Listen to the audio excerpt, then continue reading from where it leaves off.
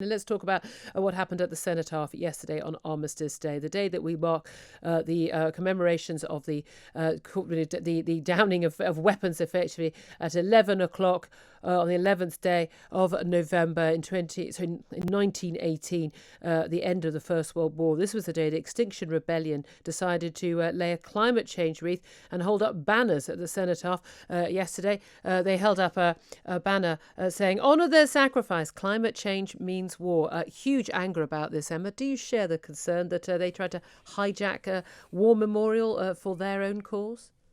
Well, yes. I mean, I don't think it's that they tried to. They definitely did. That's absolutely what they did. And, the ability of Extinction Rebellion to undermine their own cause on an almost daily basis never ceases to amaze me, because I don't understand how they don't understand that they're alienating people with all of these activities. I don't care how good your cause is. That's not what the Cenotaph is for. Leave it out of whatever your protest is this week.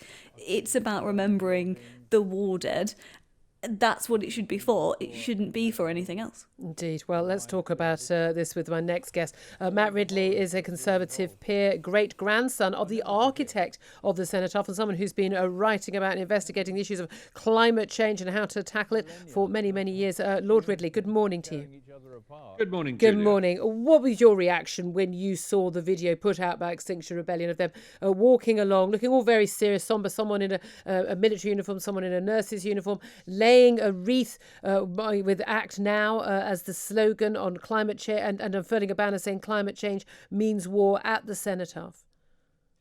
Well, Emma's quite right. This was hijacking something that is not supposed to be political, not supposed to be partisan in any way. It's the one place in the country where we can all agree that we honour the memory of the dead. When Edwin Lutyens designed it, it was an extraordinary design. Nobody had ever seen anything like it. It was unveiled exactly 100 years ago in 1920. He designed it in 6 hours from scratch. None of the verticals are actually straight. They all meet at a point 500 feet up in the air. It's a very satisfying thing. And he took the name from an almost extinct word. Nobody was using the word cenotaph in those days. It's an old Greek word for a memorial to someone who's buried elsewhere.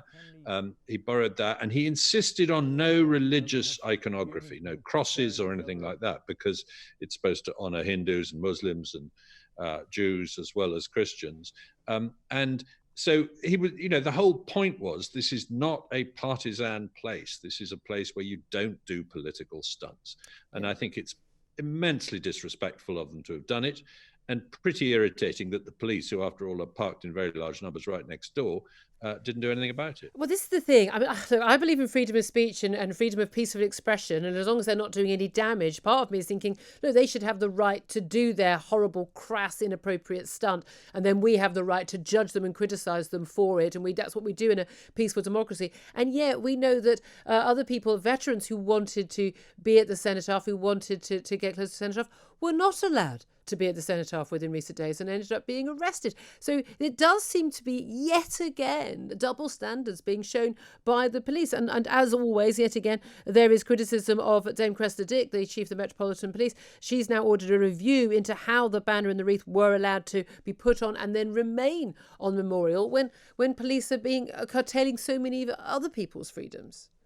Well, we could assume it's cock-up rather than conspiracy if it wasn't for the fact that the last time Extinction Rebellion did something dramatic, when they shut down newspaper printing presses, the local police chose to, their words, facilitate what Extinction Rebellion were doing, because they considered it a peaceful protest. They don't facilitate it when lockdown skeptics have a protest. They don't facilitate it when a piper wants to go and play a lament near the Cenotaph on Remembrance Sunday. So as you say, the real question that more and more of us are starting to pose is, why the double standard? Yeah, I mean, I think it's a very big issue, and especially with policing by consent. It's absolutely vital that we do feel, all of us law-abiding citizens, that the police are on our side, all of us, and are treating these things equally. The thing about this rebellion is that the Extinction Rebellion, they will clearly think that they've done a good job because, hey, we're all talking about it. It's it's pictured in all the papers. People that are sharing this video online, and their view was, well, as long as people get the message out there, that's what matters. But this will do them more and more damage, won't it? Because they need to bring the British people on one side. And this is exactly the sort of thing like that, stopping printing presses from distributing newspapers, like the sort of the hanging onto tube trains at Canning Town a couple of years ago, stopping ordinary people getting to work by public transport, for goodness sake. Even Docklands Light Railway, electric train system, they were trying to stop people. This is the sort of stuff that really turns the public off, even people who are quite sympathetic to their cause, and I am not one of those, let's make that clear. This turns off the people who were thinking they were actually making a good point. Well, I think one of the issues is that this feels more and more like a sort of jolly day out for middle class people who want to sort of show off that they care, rather than any serious attempt to grapple with the issues. I mean, their slogan that climate change causes war is simply untrue. Climate change so far has caused an increase in crop yields around the world in all areas, and that has led to less hunger and so on.